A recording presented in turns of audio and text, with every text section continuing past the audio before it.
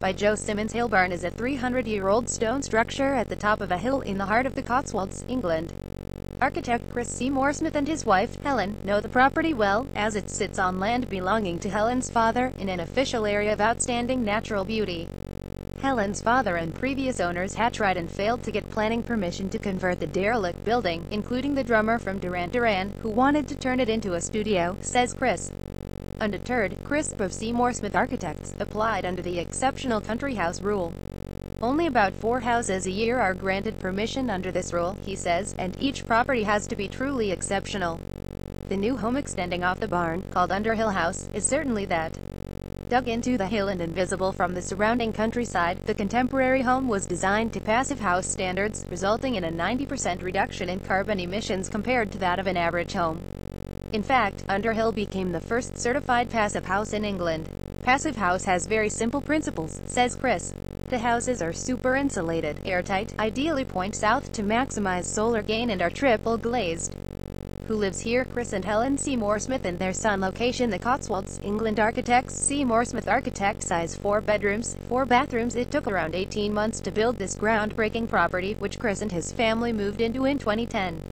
Inside it has a wonderfully fresh, still atmosphere, says Chris.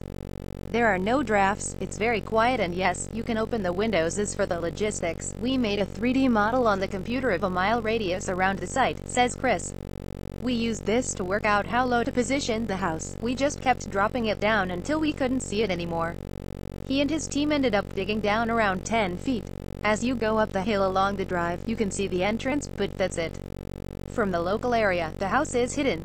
The original barn that adjoins the new house has been converted to passive house standards, too, with plans to use it as an office. Solar panels flank the south wall.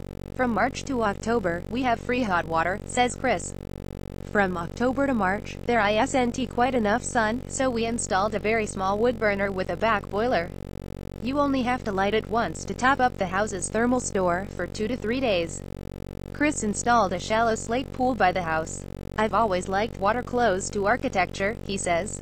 When you open the windows, you get a nice breeze of fresh, ionized air blowing in. When the sun hits the pool, it creates lovely dappled reflections on the bedroom and steady ceilings, Chris describes. The pool quickly became a home to frogs, newts, and grass snakes. If you change the environment back in favor of nature, it quickly takes advantage and rushes in, he says. Within 6 months, this pool was full of wildlife. This space, above the house and flanked by the barn wall, is what Chris calls the GT Gin and Tonic Terrace. Instead of a solid, white-painted parapet, he installed this palisade design. It breaks up the space and makes the most of the views, too, he says. You can see 3 counties from up here: Oxfordshire, Gloucestershire, and Warwickshire. It's gobsmacking. Chris used as many recycled materials as possible in the house. It's made from an eco-concrete, which contains 70% recycled materials, he says. The pavers on the terrace are made using waste from the China clay industry, so they have a lovely white gleam and help bounce light into the house. Triply glazed windows make the property airtight. Air is filtered through a heat recovery ventilation system, which removes stale air and any damp air from the kitchen and bathrooms, and replaces it with filtered clean air with no loss of heat. It creates a very fresh, clean atmosphere inside the house, says Chris. It's ideal for anyone with allergies. The temperature generally stays at a constant 68 to 69 degrees Fahrenheit, and there are no drafts. The first year we lived here it was 5°F outside, and there was snow right up to the house, but even then, inside it was a comfortable 66°F, he says. The triple glazing means the house is also very quiet. We live quite close to Rathbrise Norton and get huge Hercules planes flying over, says Chris. You can see them, but you can't hear them. The house started out as white, says Chris, but as we lived here, we thought about where we might want some color. The living room now has a red feature wall enveloping the wood burner and log storage. Most of the house is still white, but we wanted to punch in some color, he says. A library corner forms part of the large, open-plan living space, which also has a sitting area, dining space, and kitchen. It's lovely reading next to those large French windows, says Chris. To improve its efficiency, a passive house has no cold bridges. In an old-style building, you have a solid brick wall, which is cold outside and warm inside, with no insulation, says Chris.